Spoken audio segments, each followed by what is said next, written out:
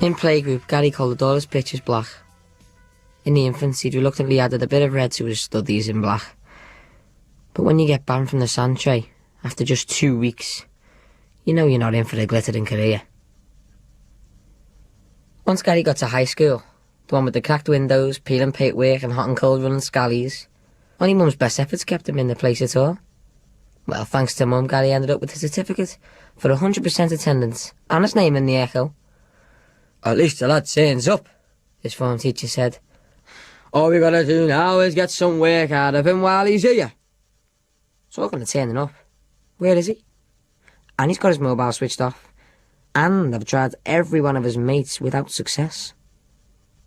It's 10 o'clock. I'm starting to get anxious. What if the old man comes home early and he isn't here? I go upstairs to put my coursework folder in my room, and I glance out the window and catch sight of Gary. There he is, walking up the street away from the house. I fly downstairs, grab me key and shoot out of the door. "Gary!" He's almost at the top of the street before I catch up with him. He's strolling along with 2 other lads. They're wearing regulation baseball caps and doing the same walk, a kind of rapper's shuffle they've picked up off MTV. One I recognise, a pasty weasel of a kid by the name of Sean Pike. The other one's older, late teens, and I've never seen him before. "What's with you?" Gary says. "I'll tell you what's with me. You promised to be back for 7. "That's out," says Gary. "What he doesn't know won't hurt him. I'll be in before 11, so stop worrying, Mum." He walks away, leaving me seething with impotent fury. It's 11:10. The door goes. "Gary!" I manage to choke off the word because it isn't Gary, it's Dad. He turns the key in the lock behind him and heads for the kitchen. I steal up to the door with all the delicacy of a bomb disposal expert. I turn the key back to leave it open for Gary. "Come on, you divvy, get a move on." "So how was it?" I ask, keen to field any awkward questions about my moron of a kid brother. Dad shrugs. "The food's nice." "And her?" "She's a nice girl." He looks defeated. "I'm going to bed," he says wearily. "You lock the back door and put the alarm on." Halfway upstairs, I hear his voice. "Good night, Gary," he calls. A band of horror snaps round my heart. "Good night, Dad," Gary answers. I do a double take. "Gary's in?" "Good to see you in at a reasonable hour," says Dad. "Well done, lad." Just listen to him. Gary somehow sneaks in at the last minute and puts on an act, and he's the one who collects all the brownie points. Oh, and as for me, Mr. Rotten Sensible, what do I get for my trouble? "You lock up." Well, I do it, of course. Like I said, I'm diligent. Next morning, I'm up at 8 o'clock, even though it's Saturday. I shower and examine the latest crater cluster of spots. Somehow, I've got to look my best today. Olivia Bellman never looks anything but her best. Her parents are doctors, and she wears nothing but the latest fashions. She will be holding court in Church Street around 11, and I plan to get there early. Olivia doesn't know I know she'll be in Church Street, but I plan to bump into her accidentally, on purpose. You should see this girl. She's got long blonde hair way down her back and these huge, vivid blue eyes that can freeze frame a heartbeat at 20 paces. She is, as my best mate Adam Jones would say, the business. Hardly said a word to her. I never dared. All that ends today, though. On this, the 3rd of May, I will declare my intentions to make lovely Olivia mine. I make my way along the landing, past Gary's pit. His door is ajar, and I can see a litter of crisp packets, drink cans and odd socks on the floor. "You awake, Gary?" I ask. "No," comes the reply. He had me on tenterhooks all yesterday evening, and now he's thinking he can just lie rotten in his pit, as if nothing's happened. "Gary?" But Dad's voice cuts short the futile attempt to raise the undead.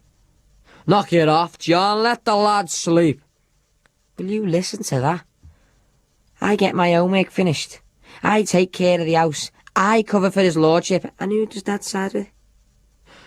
Sure, I said I'd be there for Gary, but I didn't sign up for the martyrdom. Dad's in the kitchen. "You're up early," I say. "This isn't early," Dad says. "I'm up at 6 on a weekday." Well, early for the weekend then. I watch him making breakfast, trying to work out from his body language how the date went. Well, I say, are you seeing it again? Dad shakes his head. Oh, no, come. Don't you like her? She's fine. She's lovely, you know, a really lovely girl. So? Oh, I blew it. I talked about your mother. She asked me about Lisa and I couldn't stop. I droned on and on about how beautiful she was. What a good mother she was. How much I missed her. I even talked about her favourite music. You know what, Dad? You're not so bad after all. Maybe you were right about last night, I say. It's too early to be seeing someone new. Dad seems to agree, but he doesn't look too happy about it. Adam and I meet at Auto Park Station. You sure about this? He asks. Of course. He shakes his head. Well, don't blame me when it all goes pear-shaped.